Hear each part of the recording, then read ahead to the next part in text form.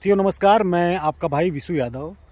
साथियों, आप सभी जानते हैं कि नई प्राथमिक शिक्षक भर्ती के संबंध में मैंने ये प्लान किया था कि गाजीपुर से पैदल यात्रा लखनऊ तक, यानी कि वाराणसी होते हुए, जौनपुर होते हुए, प्रतापगढ़ होते हुए, उसके बाद प्रभुराम की नगरी अयोध्या होते हुए लखनऊ के लिए मैं डीएलएड साथियों के साथ पैदल मार्च करना चाहता था। और पूरा उसका रोड मैप भी तैयार हो चुका था, तैयारियां भी हो चुकी थी बहुत सारी। लेकिन बहुत दुख के साथ, बहुत दुर्भाग्य के साथ ये मैं कहना चाह रहा हूँ कि प्रशासन परमिशन नहीं दे रहा है। सरकार तो ठीक है, लेकिन प्रशासन भी हम लोग युवाओं की आवाज़ को उठाने में मदद नहीं कर रहा है। प्रशासन का कहना ये है कि आप हर ज़िले में जो प्रोटेस्ट करने का स्थान बना हुआ है वहाँ प्रोटेस्ट कर सकते हैं। साथियों, आप मुझे ये बताओ कि गाजीपुर ज़िले में अगर मैं धरने पर बैठता हूँ 150 लोगों को लेकर के, तो कौन हम लोग की आवाज़ को सुनेगा? इलाहाबाद में अनुरा धरना चलता है, जबकि वो छात्रों का गढ़ है, वहाँ तो कुछ होता है नहीं है। प्रशासन कह रहा है कि 5 लोगों को लेकर जाइए, 5 लोगों की परमिशन दे रहा है। मुझे आप बताओ साथियों कि 5 लोगों को लेकर के मैं गाजीपुर से लखनऊ 360 किलोमीटर की दूरी है, मैं सड़क पर निकलूँगा, कौन देखेगा?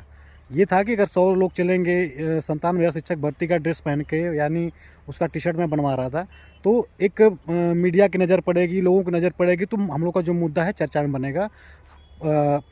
विपक्षी पार्टियां भी हम लोग का सपोर्ट करेंगी। लेकिन प्रशासन 5 लोगों की अनुमति दे रहा है, या फिर कह रहा है कि आप हर ज़िले में प्रोटेस्ट करने का स्थान बना है, वहाँ पे आप धरना दीजिए। तो साथियों, मैं यही कहना चाहता हूँ, तो कारण में ये बताया गया कि अगर आप संख्या लेकर के निकलेंगे तो रोड बाधित होगा, जो कि लोकतंत्र के खिलाफ है। बहुत सारी चीज़ें कारण बताया गया। साथियों, मुझे आप ये बताओ कि जब ये राजनीतिक दल निकलते हैं सड़कों पे, तो एक सड़क तो छोड़ो, पूरा जिला का जिला जाम कर देते हैं, तब रोड बाधित नहीं होता। धर्म के नाम पे, जाति के नाम पे आप देख रहे होंगे कि बाबाओं को परमिशन मिल जा रहा है, लेकिन यूथ जब अपने मुद्दे को लेकर के पैदल यात्रा निकालना चाह रहा है तो उसको परमिशन नहीं मिल रहा है। तो साथियों, इस पे विचार आपको करना है कि हम युवा जा कहाँ रहे हैं, हम युवाओं को क्यों नहीं सुना जा रहा है।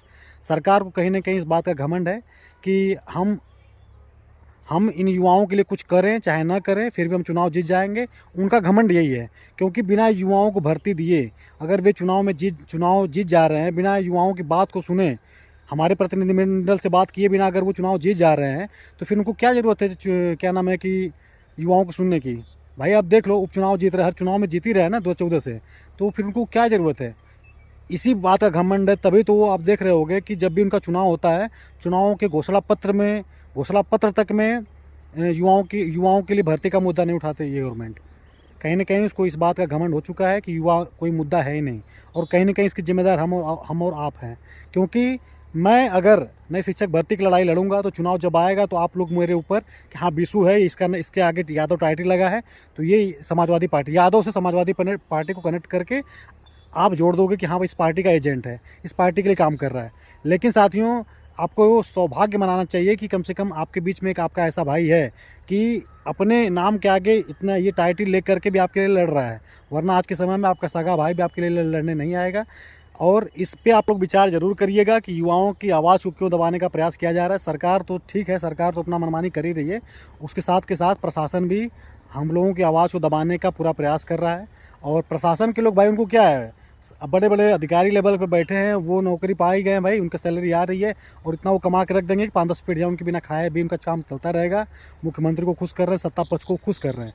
लेकिन जो पुलिस विभाग में कांस्टेबल पद पे हैं, क्या उनके भाई बहन डीएलएड बीटीसी नहीं किए हैं? क्या उनके भाई बहनों को नौकरी की ज़रूरत नहीं है? क्या वो नई शिक्षक भर्ती का इंतजार नहीं कर रहे हैं? बिल्कुल कर रहे हैं। हमारे हर ज़िले में कांस्टेबल भाई भी जुड़े हैं, कांस्टेबल बहनें भी हैं। उनके परिवार में ऐसा कोई परिवार बता दो यार, 2-4-5 परिवार के बाद, कि जिसके घर में डीएलएड बीटीसी के युवा ना हो, नई शिक्षक भर्ती का इंतजार ना कर रहे हो। इसीलिए साथियों, वही कहा गया है ना कि जब अपने ऊपर कोई चीज़ें बीतती है तब समझ में आता है।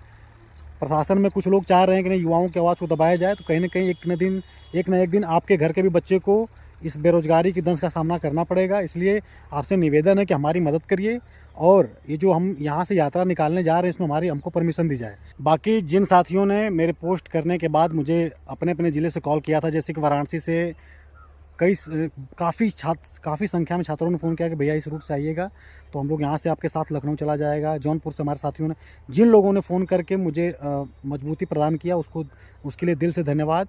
आगे बहुत जल्द कुछ न कुछ प्लान किया जाएगा लखनऊ के लिए। तब तक के लिए आप लोग कमेंट में अपना नाम और ज़िला, जो लोग तैयार हैं धरने के लिए, धरने के लिए अपना कमेंट में अपना नाम और ज़िला लिख करके करें। और उसके बाद और भी आपके माइंड में अगर कोई रणनीति चल रही हो नए शिक्षक भर्ती को लेकर के कुछ, क्योंकि मेरे मेरे मन में साथियों ये जो पैदल यात्रा था बहुत ही मजबूती लग रहा था कि हाँ, अगर यहाँ से लखनऊ जाने में 8 दिन लगता है तो ये 8 दिन जो है कि सरकार के लिए बहुत मतलब कि बहुत दबाव पड़ता है। और कहीं न कहीं योगी सरकार या फिर योगी जी हमारी बातों को सुनने के लिए मजबूर होते हैं और हमारे प्रतिनिधिमंडल से खुद बात करने का प्रयास करते हैं। लेकिन प्रशासन नहीं चाह रहा है कि हम वहाँ जाएँ, 5 लोगों की अनुमति दे रहा है। अगर साथियों आप चाहते हो कि मैं 5 लोगों को लेकर के ही गाज़ीपुर से लखनऊ के लिए यात्रा निकालूँ, तो आप कमेंट में अपने विचार ज़रूर रखिएगा। आपके सुझाव का इंतज़ार रहेगा। आप जो भी आपके मन में है कि नहीं विशु भाई ये चीज़ आप करिए, मैं पूरी तरह समर्पित हूँ नई शिक्षक भर्ती के लिए, क्योंकि मैं जानता हूँ कि अगर नई शिक्षक भर्ती मुद्दे पे मैं नहीं बोला तो ये मुद्दा शांत हो जाएगा। क्योंकि 6 साल मैंने दिया है भाई, जो मेरे भाई बहन 6 साल से मुझसे जुड़े हैं वो जानते होंगे कि ईमानदारी से बंदा लड़ रहा है।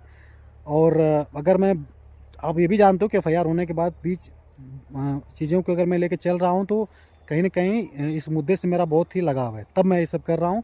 वरना जितना मेरे ऊपर आरोप लगाए गए, जितना मुझे बदनाम करने की कोशिश की गई, आप सभी जानते हो, उतने में और कोई होता तो इस मुद्दे से दूरी बना लिया होता। ठीक है, लेकिन 6 साल की मेहनत है, मैं इसे बर्बाद नहीं होने दूँगा। बाकी साथियों आपके सुझाव का इंतज़ार रहेगा और कमेंट में अपने नाम और ज़िला ज़रूर बताएँ। Thank you so much.